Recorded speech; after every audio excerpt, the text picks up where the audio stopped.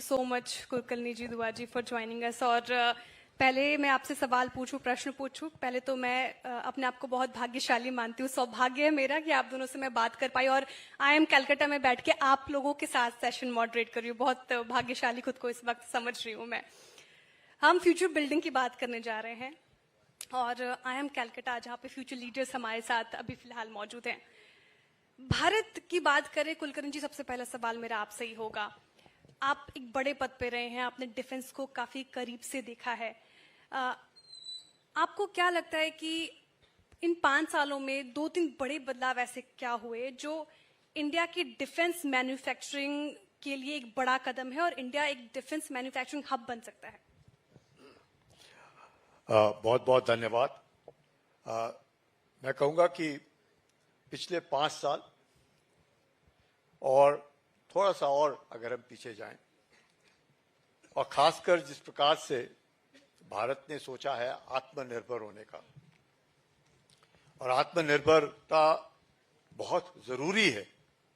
और जब हम देख रहे हैं रूस और यूक्रेन, तो तब पता चलता है ये आत्मनिर्भर होना कितना जरूरी है. और वो आत्मनिर्भर भारत, जब कम से कम डिफेंस इंडस्ट्री में आप किसी के ऊपर 100% रिलाय नहीं कर सकते. एक छोटा सा उदाहरण, हम लोगों ने तेजस बनाया और तेजस बहुत सक्सेसफुल एयरक्राफ्ट है और होगा. इंजन को लेकर के हम लोगों ने काफी स्काउटिंग करने के बाद we went to America and हमने कहा with America we decided that we'll pick up the GE-104 engines for Tejas. क्या हुआ? रूस और यूक्रेन की लड़ाई शुरू हुई और 2 साल से वो डिले हो गया. अगर इंजन हम खुद बना रहे होते तो शायद we could have taken off Tejas much earlier and not waited for somebody to give it to us. तो इसलिए बार बार जब हम बात करते हैं आत्मनिर्भर, दूसरी बड़ी बात जो आप पूछ रहे हैं, क्योंकि अब कन्वेंशनल वॉर जो है नॉर्मल लैंड एयर सी से हट करके we've gone into artificial intelligence, we've gone into space, we've gone into cyber, we've gone into computing, information. So there's a lot जो कुछ हो रहा है. और not to say that the humans are not important. Most important in war are humans. तो उनको भी हमने इस्तेमाल करते हुए हम देखते हैं कि किस प्रकार से until and unless you have your feet on the ground, you have occupied ground, again taking from the example of what's happening between Russia and Ukraine, at it लगे हुए हैं वो. पर रूस ने पिछले 3 और 4 साल होने को आ रहा है, they've been able to capture only 20% of Ukraine.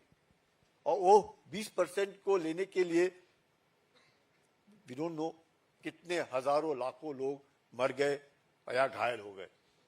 और जब तक रूस वो नहीं देखेगा कि जो उसको चाहिए यूक्रेन में वो लेकर रहेगा और तभी लड़ाई खत्म होगी. तो जमीन जो है with the entire NATO supporting Ukraine and here Russia, और उसके बावजूद भी आप देखते हैं तो troops on ground will matter irrespective कुछ भी हो जाए, टेक्नोलॉजी कितनी भी आगे चली जाए. So it's very important. So we find कि keeping this in view, the government of India did corporatization of the ordnance factories. So usko dekhne ke liye private public sector, how the cooperation took place, technology absorption, giving startups the ability to move on, to ensure that जब तक academia involved नहीं होएगा, जब तक आप जैसे सब बैठे हैं, academia is the first step, and then of course comes the DRDO, the converting that technology into manufacturing subsequently. So there's a lot that is happening. Private public participation, reducing to a large extent the import quotient, improving the exports, managing and slowly and steadily. So I think last 5 to 10 काफी years, बड़े there's been a बदलाव, big काफी change. बड़े। अच्छा, पहला session जब विपिन जी ले रहे थे तो दर्शकों से पूछा था और स्टूडेंट से पूछा था कितने स्टार्टअप करना चाह रहे, काफी हैंड्स उठे थे। तो सवाल उनसे ये कि कौन डिफेंस स्टार्टअप करना चाहता है, क्योंकि आई एम लखनऊ में पिछली बार गई थी तो मिलिंद जी से मेरी बात हो रही थी, ड्रोन्स को लेकर काफी स्टूडेंट्स एक्साइटेड नजर आए। तो किन्होंने सोचा है किसी ने ऐसा कुछ डिफेंस सेक्टर में स्टार्टअप करने का? One hand. वैसे we are not going to capture और grab your idea, by the way you can say. Okay, सवाल आपसे ये कि कुलकर्णी जी, जब आपने भी अभी बात की आत्मनिर्भर भारत की और आप स्टार्टअप्स को भी काफी सलाह कर सकते हैं, हमारे स्टूडेंट्स को क्या सलाह देना चाहेंगे जो डिफेंस स्टार्टअप में कोई बड़ा कदम लाना चाहते हैं?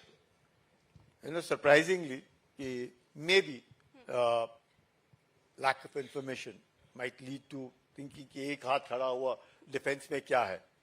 Everything spills off of our defense. I must give you a small example. When we started on space, और स्पेस में जाने के लिए जब अमेरिका ने, रूस ने सोचा कि किस प्रकार से हम लोग भेजे रहें, आपको आश्चर्य होगा जो डाइपर्स बच्चे डालते हैं और हमारे जैसे अडल्ट्स डालते हैं, that innovation came from space.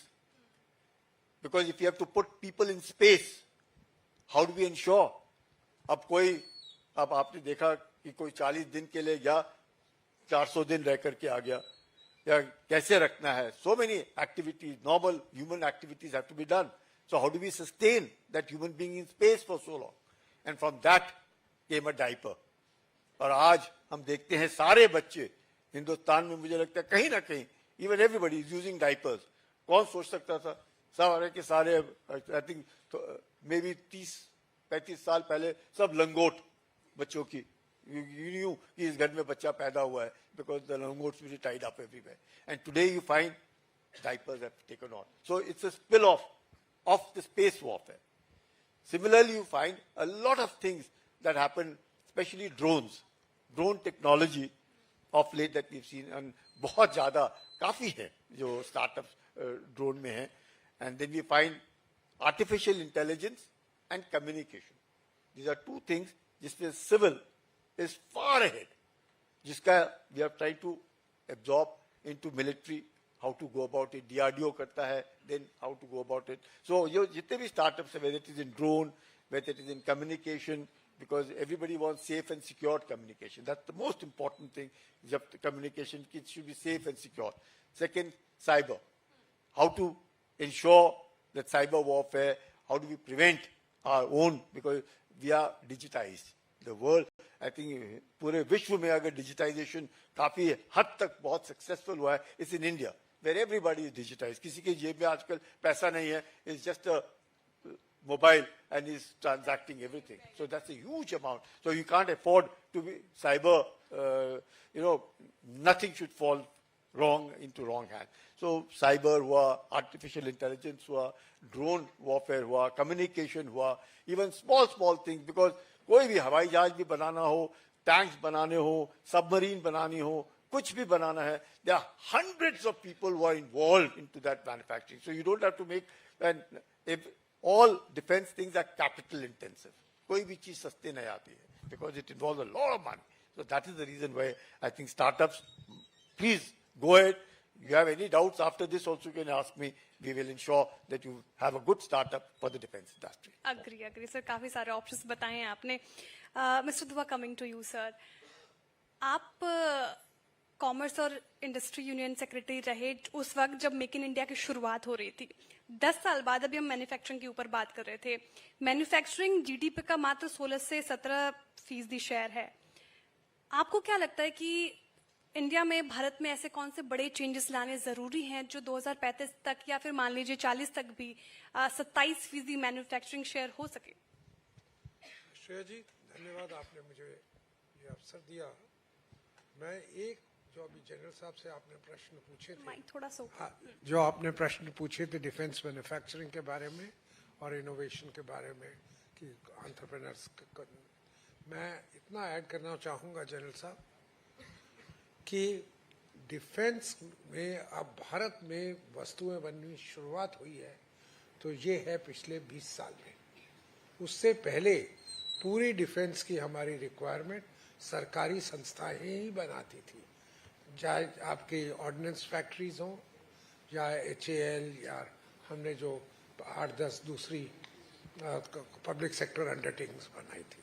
मेरे हिसाब से, और मैं थोड़ा सा इस सब्जेक्ट से इन्वॉल्व रहा हूँ, कि जब हमने ये निर्णय लिया था भारत सरकार में कि अब हम प्राइवेट सेक्टर को भी आने देंगे, और ये कब से लिया? 91 के रिफॉर्म्स के बाद, कि नहीं तो पहले तो हर चीज का लाइसेंस लगता था, और लाइसेंस ऐसे लगता था कि ये भी कहता था लाइसेंस, आप X चीज पेंसिल बना सकते हो, पर आप 100 ही पेंसिल बनाओगे, 101 पेंसिल बनाई आपने तो आपके ऊपर पेनल्टी लगती थी।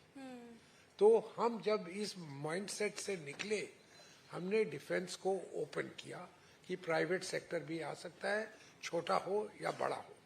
वो भी इतना आसान नहीं था, कारण जनरल साहब ने ही बताया जस्ट माइक, ताकि हमारे जी दर्शक जी जो पीछे बैठे वो कि भी सुन वही जनरल साहब ने जो कहा, मैं प्रश्न को थोड़ा सा आगे ले जा रहा था विषय को, कि एक तो हमने खोला, पर तब भी देखा गया कि इतने लोग प्राइवेट सेक्टर वाले डिफेंस में नहीं आना चाह रहे, कारण कैपिटल, वहां पे पूंजी ज्यादा लगती थी, कैपिटल इंटेंसिव एक्टिविटी, और दूसरा सबको एश्योरेंस चाहिए थी कि अगर मैंने प्रोडक्शन किया तो सरकार खरीदेगी कि नहीं, क्योंकि दूसरा तो कोई खरीद ही नहीं सकता, या उसकी एप्लीकेशन ही नहीं थी, ये ड्यूअल यूज आइटम नहीं थे, ये सिंगल यूज आइटम थे।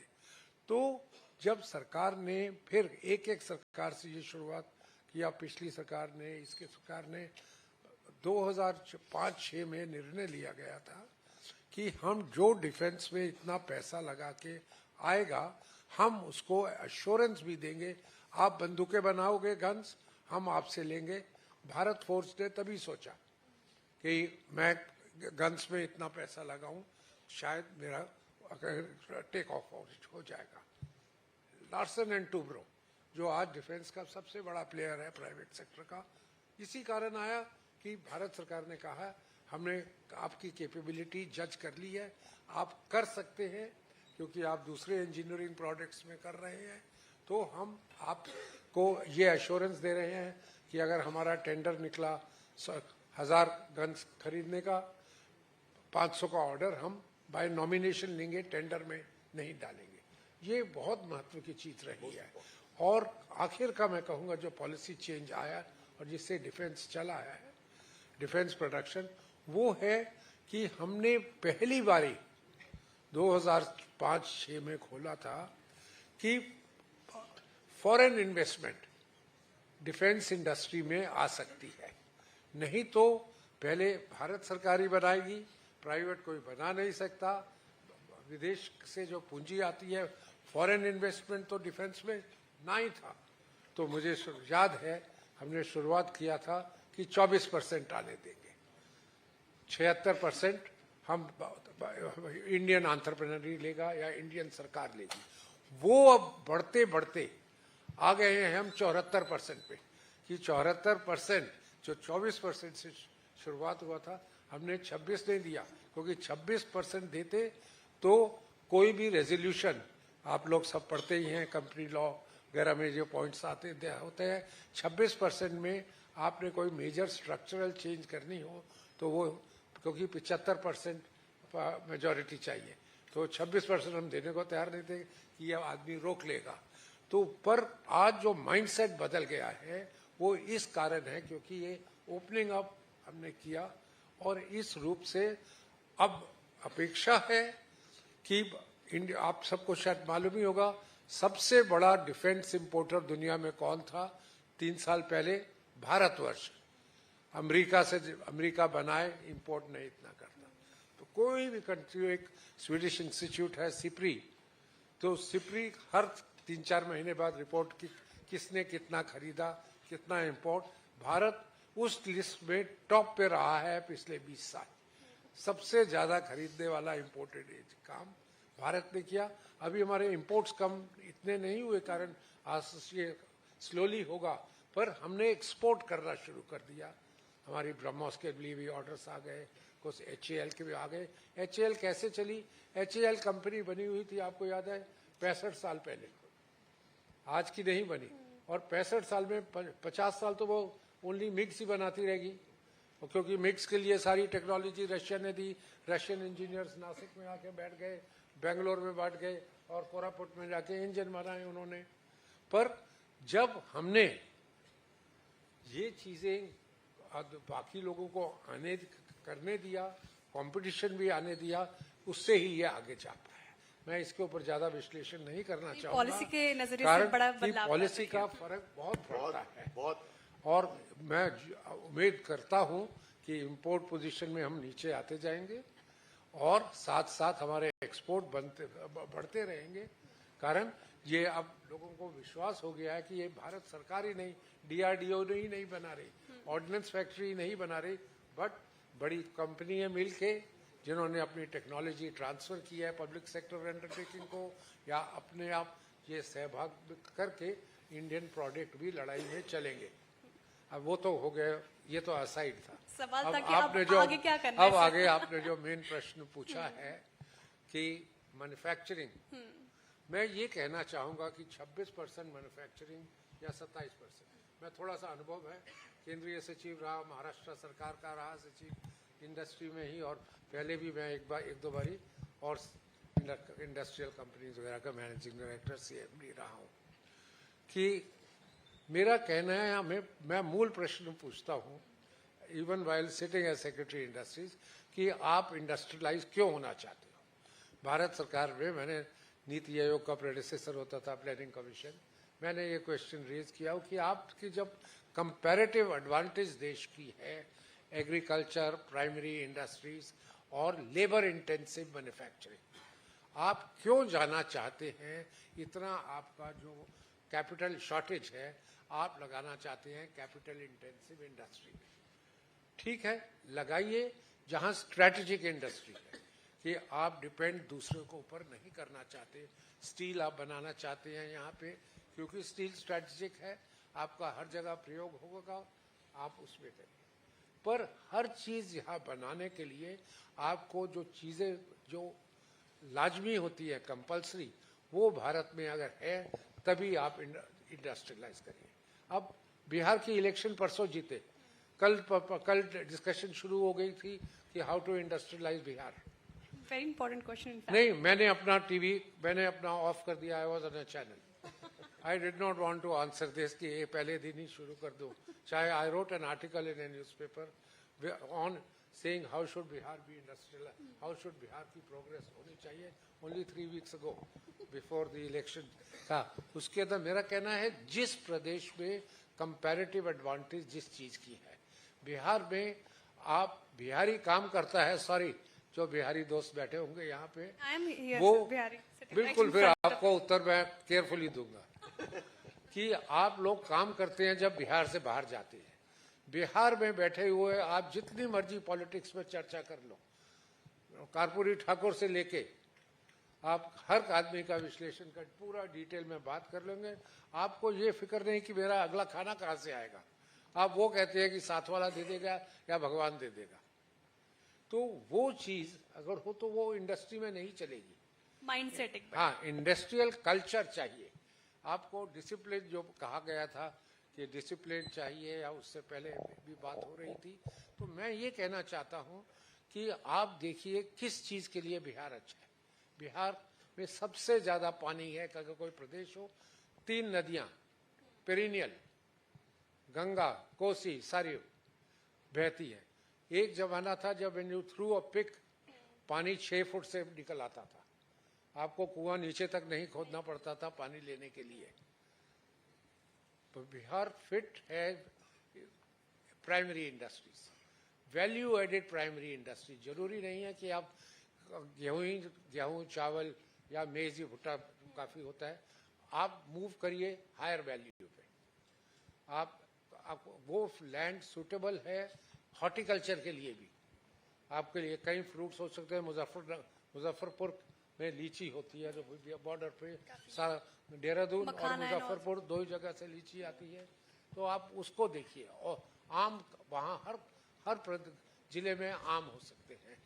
तो मेरा क्या कहना है, एक एग्रीकल्चर देखिए, दूसरा बिहार बिल्कुल सुटेबल है raw material based industry. Minerals बहुत है उस स्टेट में, मिनरल एक्सट्रैक्शन और मिनरल प्रोसेसिंग। आपको रेयर अर्थ भी कुछ मिल जाएगा बिहार में, जो अब दुनिया भर में बात चल रही है मैग्नेट बनाने की, ये वो। तीसरा मैं कहूँगा, बिहार के लोग बहुत इंटेलिजेंट हैं। आपको मैं कॉम्प्लीमेंट नहीं कर रहा पर जनरली अगर आप देखेंगे कि बिहार के लोग सोच में बहुत बढ़िया है, वो सर्विसेज कर सकते हैं। आपने 15 साल या 20 साल पहले केंद्र शासन में बहुत चर्चा वगैरह होती थी कि नॉर्थ ईस्ट को कैसे डेवलप किया जाए, नहीं तो नॉर्थ ईस्ट तो चला जाएगा, ब्रेकअप हो जाएगा, कुछ चाइना ले जाएगा, कुछ म्यांमार एंक्रोच कर रहा है इत्यादि। कि क्या कंपैरेटिव एडवांटेज नॉर्थ ईस्ट के 7 स्टेट्स की, और सिक्किम को मिला लीजिए 8वां अगर गिनते हैं, कि वहां पे इंग्लिश बोलते हैं, सब लोग सर्विसेज के लिए बहुत उत्तम होंगे। तो आज हम देखते हैं हमारे hospitality, hotel after hotel, airlines, इन सब चीज़ों में नॉर्थ ईस्ट के लोग अब काफ़ी मात्रा में, मेजॉरिटी नहीं अभी, और पोलाइट हैं, कर्टियस कर रहा हूँ, उनको अपने सर्विसेज सेक्टर में फिट हो गए हैं। मैं उसी रूप से देखता हूँ कि बिहार भी जब इतने इंटेलिजेंट लोग हैं, बाहर जाके काम टॉप कर सकते हैं, सिविल सर्विसेज के एग्जाम में टॉप कर लेते हैं, और कि वो बिहार में ही नहीं काम करते, कि उनको मैं रिपीट कर रहा हूँ कि उनको सर्विसेज में बहुत एडवांटेज हो सकती है। और तो आज ये जो कह रहे हैं सर आप, क्योंकि अभी भी माताएं बोलती हैं, अगर कोई बच्चा बोले कि गूगल का सीईओ बन गया मैं, तो माँ बोलती सरकारी जॉब नहीं किया, वो अभी भी कल्चर परसिस्ट करना चाहिए, आप ये कह रहे हैं? नहीं, मैं वो नहीं कर रही थी। मैं ये कह रहा हूँ कि आपको हर जगह मैन्युफैक्चरिंग करके, कि हमारा उद्देश्य है कि 13% से 26% जीडीपी का जाना। जब मैंने नौकरी ज्वाइन की थी, और मुझे नौकरी ज्वाइन किए 55 साल हो गए अगर गिना चाहे, the year 71 I join the IAS, तब भी यही बात करते थे, 10% शेयर था जीडीपी का। अब 10% से हम मैन्युफैक्चरिंग का कैसे 25 ले जाए? आज हम 17 तक एक बार ही पहुंचे थे, शायद बाकी चीजें, कुछ फेमिन ईयर था तो इसलिए एग्रीकल्चर कम हुआ था, तो इसलिए ये शेयर 17 बन गया था। वैसे 14-15 ही हमारा बना है 50 साल प्रयत्न करने के बाद। 10 से आप, तो इसलिए आप इतना टारगेट मत लीजिए कि हमने 25%, 26% बनना है। एक्सपोर्ट इंडस्ट्री में आप जो मर्जी कर लीजिए। मैं इतने कॉन्फिडेंस से कह रहा हूँ, जैसे दुनिया भर में प्रोटेक्शनिज्म स्टार्ट हो गई है, हर आदमी अपने आप को प्रोटेक्ट करने का कर रहा है कि मैं बाहर से किसी को वस्तु को आने नहीं दूंगा, मैं अपने अमेरिका को मैंने ग्रेट बनाना है। अब यूरोप भी अपने आप को ग्रेट बनाना शुरू कर दिया, तो रह क्या गया? हम अफ्रीका को ही माल बेचेंगे, या हम माल बेचेंगे साउथ अमेरिका को, जहाँ परचेजिंग पावर नहीं है। तो मैं ये कहना चाहता हूँ कि मैन्युफैक्चरिंग का लिमिटेड एरिया है।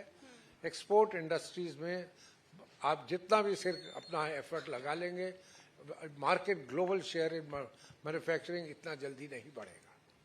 तो आप सर्विसेज पे देखिए, और उस मैन्युफैक्चरिंग पे देखिए जिसका रिक्वायरमेंट इंडिया में ज्यादा है। आपका जैसा देश वैसा भी, जिस प्रदेश में जिसकी रिक्वायरमेंट हो वैसे ही उतने ज्यादा उतने करिए। तो इसलिए ये मैंने थोड़ा सा आउटलाइन ढांचा सा बनाया है कि yes, manufacturing for the sake of manufacturing no, but manufacturing if it is to be done to promote consumption within the country, if because बिना कुछ मैन्युफैक्चरिंग के सर्विसेज भी नहीं चलेगी, the two are related, transportation, logistics etcetera तभी चलेंगी। तो इन सब में काफी घनिष्ठ संबंध है।